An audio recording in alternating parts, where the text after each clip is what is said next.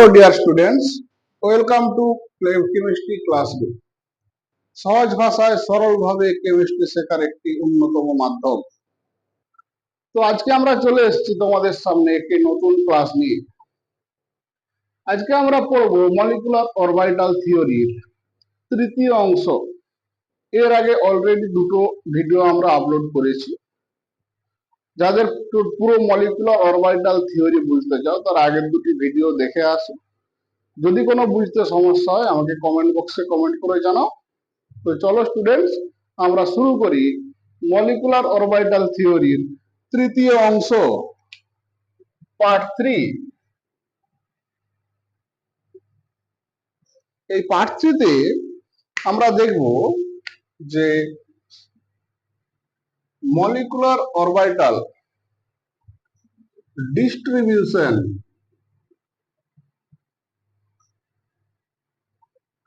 Molecular orbital distribution বা এমও distribution, এবং আরেকটা জিনিস আমরা আলোচনা করব না এমও ইলেকট্রনিক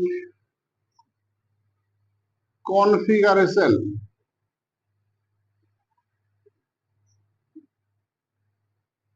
এবং তার সাথে আমরা আরেকটা জিনিস দেখব এমও ডায়াগ্রাম।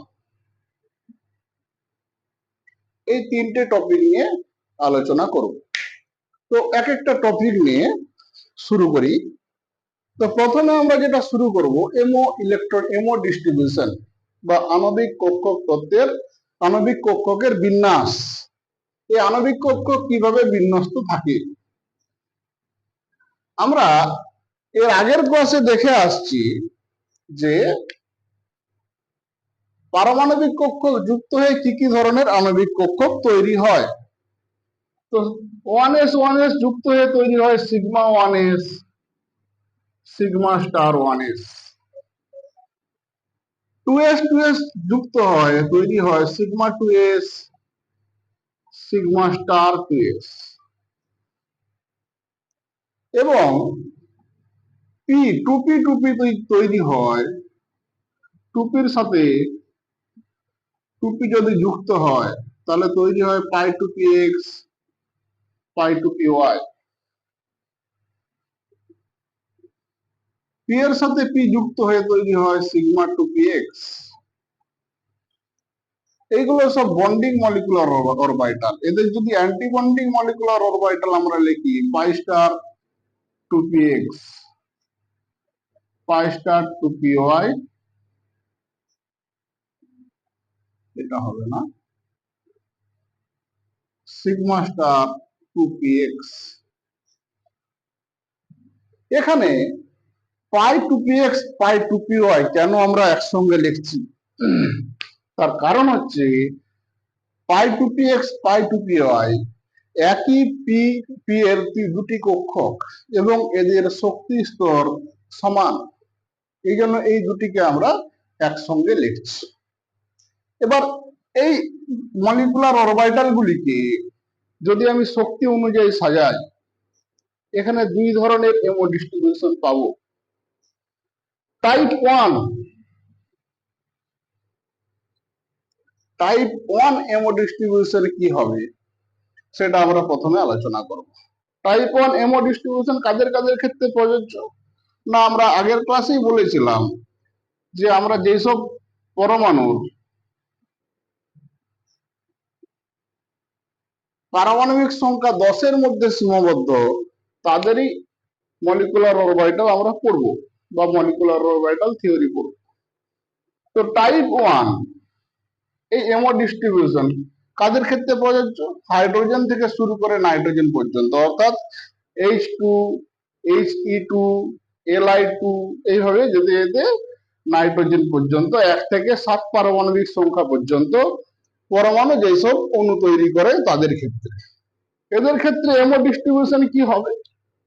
প্রথমে আমরা লিখব sigma 1s, sigma star 1s, sigma 2s, sigma star 2s, pi two p x, pi two p y, sigma two p x, pi star two p x, sorry, sigma two p Z,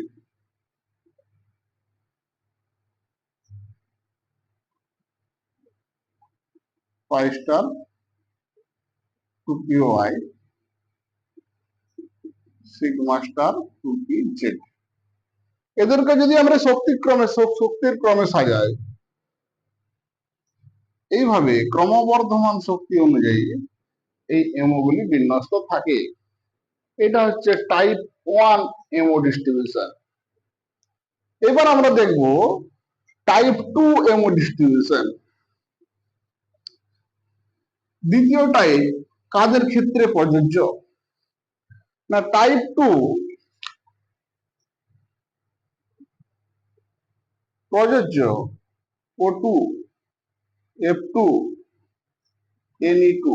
দেখো 10 পর্যন্ত আমাদের কমপ্লিট। তো এই তিন ধরনের যে অণু আছে এদের ক্ষেত্রে টাইপ 2 এমও ডিস্ট্রিবিউশন প্রযোজ্য। টাইপ 2 এমও ডিস্ট্রিবিউশন কি? না, sigma 1s, sigma star 1s, sigma 2s, sigma star 2s, sigma 2pz। আগের এমও ডিস্ট্রিবিউশনটাতে সিগমাটা পরে ছিল, এখানে সিগমাটা শুধু আগে এসছে, এইটুকুই শুধু পার্থক্য। এরপরে আমরা যেরকম লিখি pi two p x, pi two p y, তারপরে লিখবো pi star two p x, pi star two p y, এরপরে লিখবো sigma star two p z. এটি হচ্ছে টাইপ 2 এমও ডিস্ট্রিবিউশন। এরপর আমরা দেখব যে এমও ইলেকট্রনিক কনফিগারেশন, যে মলিকুলার অরবিটাল ইলেকট্রন বিন্যাস কি হবে সেটা আমরা আলোচনা করব। তাহলে আমরা যেহেতু দেখলাম দুই ধরনের এমও ডিস্ট্রিবিউশন পাওয়া যায়, তাহলে দুই ধরনের ইলেকট্রন বিন্যাস আমরা দেখব। টাইপ 1 এর ক্ষেত্রে আমরা ধরলাম N2 নাইট্রোজেন। এর এমও ডিস্ট্রিবিউশন, এর ইলেকট্রন বিন্যাস করতে গেলে প্রথমে এর এমও ডিস্ট্রিবিউশনটা আগে করে নাও। Sigma 1s, sigma star 1s, sigma 2s, sigma star 2s, pi two p x, pi two p y, sigma two p z, pi star two p y, pi star two p x, sorry পাইটা two, এখানে উপরে x, এখানে y. এরপর আমরা দেখব sigma star two p z. MO distribution আমরা লিখে নিলাম। এরপর আমরা কি দেখব? এখানে ইলেকট্রন সংখ্যা দেখব। আমরা জানি একটি নাইট্রোজেন পরমাণু ইলেকট্রন সংখ্যা 7, এখানে দুটি নাইট্রোজেন পরমাণু আছে, সেই জন্য ইলেকট্রন সংখ্যা হবে 7 প্লাস 7 14। এই 14টি ইলেকট্রনকে আমরা কিভাবে এই এমওতে বিন্যস্ত করব? এখানে জেনে রাখা দরকার প্রত্যেকটি মলিকুলার অরবিটালে দুটি করে ইলেকট্রন থাকতে পারে সর্বোচ্চ। এর মধ্যে প্রত্যেকটি এমও দুটি করে ইলেকট্রন ভর্তি হবে, তারপর যদি ইলেকট্রন অতিরিক্ত থাকে পরবর্তী মলিকুলার অরবিটালে যাবে। কিন্তু পায়ের ক্ষেত্রে নিয়মটা একটু আলাদা। পায়ের ক্ষেত্রে যে দুটি পাই একসঙ্গে আছে, pi two p x, pi two p y, বা pi star two p y, two p x, pi star two p y, এই যে দুটি এমও একসাথে পাই একসঙ্গে আছে, এদের ইলেকট্রন প্রবেশ কিভাবে হবে? প্রথমে এই পাই টু পি এক্স একটি প্রবেশ করবে, তারপরে পাই টু পি ওয়াই একটি প্রবেশ করবে। যদি আবার ইলেকট্রন থাকে তখন এখানে আরেকটি, এখানে আরেকটি, মোট দুটি দুটি করে পরিপূর্ণ হবে। তার মানে সহজ ভাষায় যদি আমরা বলি যে পাই এমও প্রথমে হাফ ফিল্ড হবে, তারপর ফুল ফিল্ড হবে। এইভাবে আমরা যদি এর 14টি ইলেকট্রন যদি পরপর লিখে যায় কি হবে দেখো। সিগমা 1s এ দুটি ইলেকট্রন থাকতে পারে, আমরা এইভাবে লিখলাম সিগমা 1s এ দুটি, সিগমা স্টার 1s এ দুটি, সিগমা 2s এ দুটি, সিগমা স্টার 2s এ দুটি। এবার দেখো কটা ইলেকট্রন ভর্তি হলো? 2 4 6 8। আমার আছে কটা ইলেকট্রন? 14টা। এই জন্য টুপিতে একটি, টুপিতে একটি, আবার ইলেকট্রন ভর্তি হলো দুটি, দুটি, পরিপূর্ণ হয়ে গেল। তাহলে এখানে আমরা কি লিখবো, পাই টু পি এক্স টু, পাই টু পি ওয়াই টু। এবার ইলেকট্রন কটা হলো, 2 4 6 8 10 12, এখনো দুটি ইলেকট্রন আছে, সেই দুটি ইলেকট্রনকে আমরা এইখানে প্রবেশ করাবো। তাহলে N2 অণুর মলিকুলার অরবিটাল ইলেকট্রনিক ডিস্ট্রিবিউশন বা আণবিক কক্ষক ইলেকট্রন বিন্যাস কি হবে না এটি হবে। যেহেতু এর পরের অণুগুলোতে ইলেকট্রন নেই, তাহলে এইগুলোকে আমরা মুছেও দিতে পারি বা রাখতেও পারি, কোনো সমস্যা নেই, কিন্তু ইলেকট্রন বিন্যাস এইখান পর্যন্তই সীমাবদ্ধ। এটা গেল টাইপ 1 এর একটা অণু, যাদের ক্ষেত্রে আমরা ইলেকট্রন বিন্যাস দেখলাম। এবার টাইপ 2 এর একটা অণু যদি আমরা ধরি, অক্সিজেন বা O2, এর ইলেকট্রন বিন্যাস করার জন্য প্রথমে কি করতে হবে না, এর এমও ডিস্ট্রিবিউশনটা আগে লিখে নাও। এর এমও ডিস্ট্রিবিউশন কি হবে না, sigma 1s, sigma star 1s, sigma 2s, sigma star 2s, sigma 2pz, pi 2px, pi 2py, এটা একসঙ্গে থাকবে, pi star 2px, pi star 2py, sigma star 2pz। তার এমও ডিস্ট্রিবিউশন আমরা লিখে নিলাম। এবার দেখো O2 ইলেকট্রন সংখ্যা মোট কটি হবে। আমরা জানি অক্সিজেনের পারমাণবিক সংখ্যা 8, তাহলে দুটি অক্সিজেন পরমাণু আছে, তাহলে তার পারমাণবিক মোট ইলেকট্রন সংখ্যা হবে 8 + 8 = 16। তাহলে অক্সিজেনে আছে 16টি ইলেকট্রন। এইবার যদি আমরা দুটি দুটি করে পূর্ণ করি, তাহলে দেখো 2 2 2 2 2, কটা হলো 10, এখনো কটা বেঁচে আছে 6টা। তার মানে এইখানে আমরা দুটো দুটো করে পরিপূর্ণ করে দিতে পারি, কারণ তারপরেও ইলেকট্রন থাকবে, সেই জন্য আমরা হাফ ফিল না করে একবারে ফুল ফিল করে দিলাম। যদি ইলেকট্রন না থাকতো আগে হাফ ফিল করে তারপরে ফুল ফিল করা হতো, যেহেতু এখনো ইলেকট্রন পড়ে আছে বা বেঁচে আছে, সেই জন্য আমরা প্রথমেই ফুল ফিল করে দিলাম। তাহলে কত হলো, 10 দিয়ে 12 দিয়ে 14। এবার দেখো এখানে দুটি ইলেকট্রন পড়ে আছে, 2 4 6 8 10 12, 14টি ইলেকট্রন চলে গেছে, বিন্যাস হয়ে গেছে। আর দুটি ইলেকট্রন পড়ে আছে, সেই দুটি ইলেকট্রন দেখো এখানে একটি প্রবেশ করবে, এইখানে একটি প্রবেশ করবে। এখানে ইলেকট্রন অতিরিক্ত না থাকায় প্রথমে আমরা হাফ ফিল করলাম, যদি তারপরে ইলেকট্রন থাকতো তখন আমরা এটাকে ফুলফিল করতাম। এটা গেল টাইপ 1 এমও ডিস্ট্রিবিউশন থেকে টাইপ 1 যে অণুগুলো আছে তাদের এমও ইলেকট্রন বিন্যাস। এটা গেল টাইপ 2 তে যেসব অণুগুলো আছে তাদের এমও ইলেকট্রন বিন্যাস।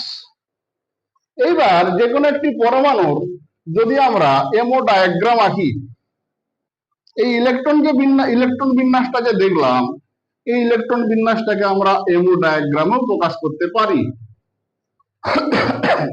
এমও ডায়াগ্রাম আঁকতে গেলে কি করতে হবে, প্রথমে আমাদেরকে দুটি এনার্জি কক্ষ নিতে হবে। এই একটি শক্তির অক্ষ, এই বরাবর শক্তি চলে বাড়ছে, এই একটি শক্তির অক্ষ যেখানে এই বরাবর শক্তি বাড়ছে। আমরা যে কোনো একটা অণু ধরলাম, ধরো আমরা ধরলাম F2, F2 মানে কি, টাইপ 2, টাইপ 2 এমও ডিস্ট্রিবিউশন হবে। F2 তে ইলেকট্রন সংখ্যাটা আমরা এখানে লিখে নিই, F2 তে ইলেকট্রন সংখ্যা হবে 9 + 9 = 18, কারণ ফ্লোরিনের পারমাণবিক ক্রমাঙ্ক হচ্ছে 9। এবার এখানে আরেকটা জিনিস আমাদেরকে দেখতে হবে, ফ্লোরিনে কি কি কক্ষক আছে। ফ্লোরিনের যদি ইলেকট্রন বিন্যাস করি 1s2 2s2 2p5, মোট 9টা ইলেকট্রন ভর্তি হয়ে গেছে দেখো। তাহলে একটি ফ্লোরিনের এই 3টি পারমাণবিক কক্ষক আরেকটি ফ্লোরিনের এই 3টি পারমাণবিক কক্ষকের সাথে যুক্ত হবে। এবার আমরা যেহেতু সমশক্তি স্তরে পারমাণবিক কক্ষকগুলিকে লিখে নিলাম। 1s 1s 1s এর একটি কক্ষক, এই জন্য একটি লাইন। এরপরে আমরা দেখব 2s এর সমশক্তি স্তরে থাকবে আরেকটি ফ্লোরিনের 2s, কারণ এটি ফ্লোরিন পরমাণুর শক্তি, এটিও কিন্তু ফ্লোরিন পরমাণুর শক্তি, সেই জন্য সমশক্তি সম্পন্ন কক্ষক আমরা দেখাচ্ছি। এরপরে একটি ফ্লোরিনের টুপি, টুপিতে তিনটি কক্ষক, সেই জন্য তিনটি লাইন আমরা দিলাম। একইভাবে এই সমশক্তি স্তরে এখানেও তিনটি কক্ষক আমরা দিলাম। তাহলে এটাতে আমরা কি লিখবো না টুপি, টুপি। এখানে একটা কথা আমাদেরকে লিখতে হবে, সেটা হচ্ছে ডিজেনারেট, তার মানে সমশক্তি স্তর। এটি যদি ডিজেনারেট হয়, এটিও ডিজেনারেট হবে। এরপর এই যে পারমাণবিক কক্ষক গুলো লিখলাম, এই পারমাণবিক কক্ষক গুলি কি করে আণবিক কক্ষক তৈরি করবে। তাহলে 1s 1s যুক্ত হয়, দিয়ে তৈরি হয় sigma 1s sigma star 1s, sigma 1s এখানে তৈরি হলো সিগমা স্টার 1s। 2s আর 2s যুক্ত হয়ে দুটি আণবিক কক্ষক তৈরি করবে sigma 2s sigma star 2s।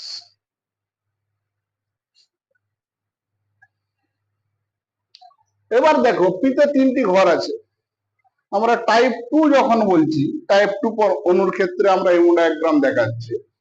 তাহলে প্রথমে আমরা লিখবো এখানে সিগমা 2p জেড, এরপরে লিখবো, এটা আর একটু নিচে আঁকলে হতো, একটু নিচে করে দেখাই।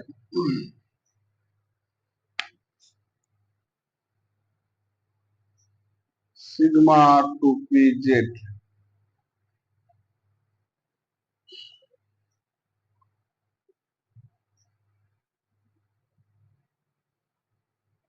এখানে এই বক্স কেন করলাম না, এখানে পাই বন্ধন তৈরি করতে, সেই জন্য একসঙ্গে দুটি থাকবে।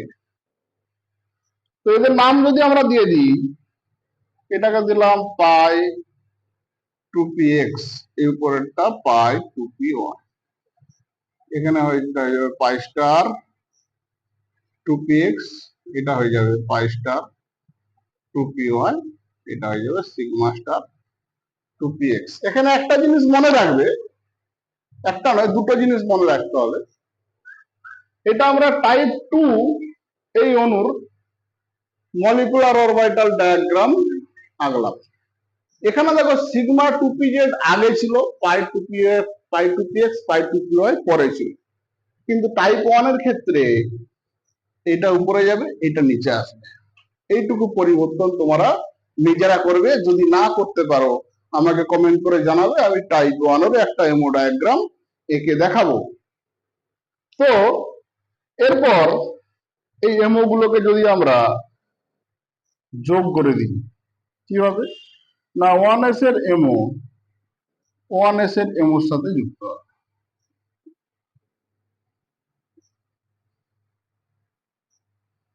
এইভাবে আমরা যোগ করে দিলাম।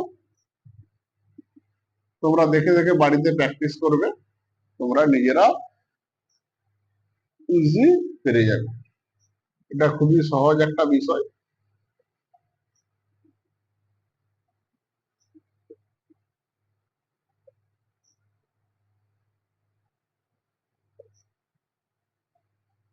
এগুলো আমরা যোগ করে দিলাম। এইবার এমও ইলেকট্রন বিন্যাস আমরা এখান থেকেও দেখতে পাবো। দেখো 18টা ইলেকট্রন, তাহলে এখানে দুটো প্রবেশ করবে, 2 4 6 8 10, এখানে 12 14। দেখো অতিরিক্ত ইলেকট্রন আছে বলে আমি আগেই হাফ ফিল করবো, মানে ফুলফিল করে দিলাম। নাহলে এরকম ভাবে পাওয়া যেতে পারে 15 16 17 18। দেখো 18টি ইলেকট্রন এইভাবে বিন্যস্ত থাকবে। তো এইটি গেল যে কোনো একটি অণুর এমও ডায়াগ্রাম। যদি তোমাদেরকে এমও ডায়াগ্রাম কখনো আঁকতে বলে, এইভাবে তোমরা খুব সহজেই পেরে যাবে।